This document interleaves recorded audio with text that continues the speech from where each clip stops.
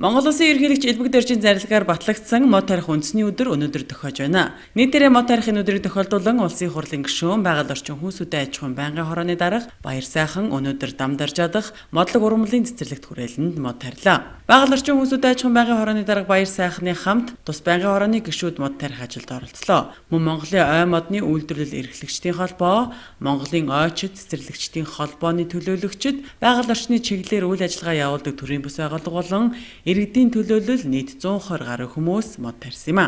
Эрхэм гишүүн жил бүр мод тарих ажлыг зохион байгуулдаг бөгөөд энэ жил модлог ургамлын цэцэрлэгт хүрээлэнг моджуулах ажилд оролцож мод бут сөг тарих, цаашид арчлан хамгаалах, түүнийгээ амьдралын хэм маяг болгон хэвшүүлэн сурталчлахыг уриалсан. Нэг сайхан юм ойлголт бий болсон юм. Тэрний юу гэвэл хүн болгон мод тарих ёстой. Энэ бол цаашид байгаль орчноо хайрлах, хамгаалах ийм сайхан хүмүүжил хүн болгонд бий болж байна гэсэн ийм ойлголт сайхан байна. Монгол улсын хурлыг төлөөлж байгаль орчин хүнсүдэ аж ахуйн байнгын хорооны гишүүд маань, за манай байнгын хорооны ажилтнууд маань яамныхаа нөхдүүдтэй төрийн бүс байгууллагын энэ олон сайхан хүмүүстэй энэ хамт олонтой өнөөдрийн үйл ажиллагааг хамт мод тарьж байна. Манай энэ цэцэрлэгт хүрээлэнгийн маань одоо манай судалгаа хөгжлийн төв арчилдаг. Нийтдээ энэ чинь одоо яг энэ коллекцийн участок гэж одоо бидний энэ зогсож байгаа тэндээс эхлэн коллекцийн участок.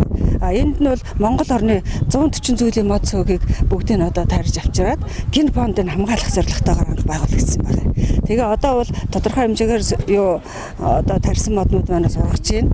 Дээр нь бид нар хамгийн гол нь сүүлийн үед үрээр нь тариад нутагшуулах тийм одоо чиглэлээр ажиллаж байгаа.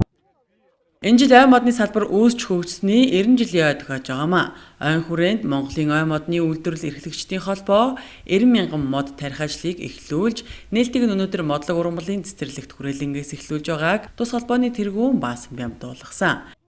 Энэ онд ой модны салбар үүсч хөгжсөний 90 жилийн ойг тэмдэглэх олон одоо арга хэмжээ зохион байгуулж байгааг нэг нь өнөөдөр салбарынхаа 90 жилд 90 мянган ширхэг мод суулгах хөдөлгөөн өрнүүлж орон даяар одоо нээлттэй хийж байна. Энэ маань тэгээд шилжилтийн үед нэлээд орхигдсон эзэнгүүдэд та бараг л малын бэлчээр шахуйн болцсон байсан. Энийг бид нар нарийн зураг төлөвлөгөө мэргэжлийн дагуу зураг төлөвлөгөө гаргаад 15 жилийн хугацаатай одоо Монгол орны ханган бус нутаг бүх мод бүтээг авчирч энэ тарья гэсэн төлөвлөгөө гаргаад ажиллаж байгаа. Энэ жилийн хувьд бол төчөө төрлийн нэг 970 модыг тарих юм байна. Энэ онд тус хүрээлэн 40 төрлийн 900 гаруй мод тарьж ургуулахаар төлөвлөжээ.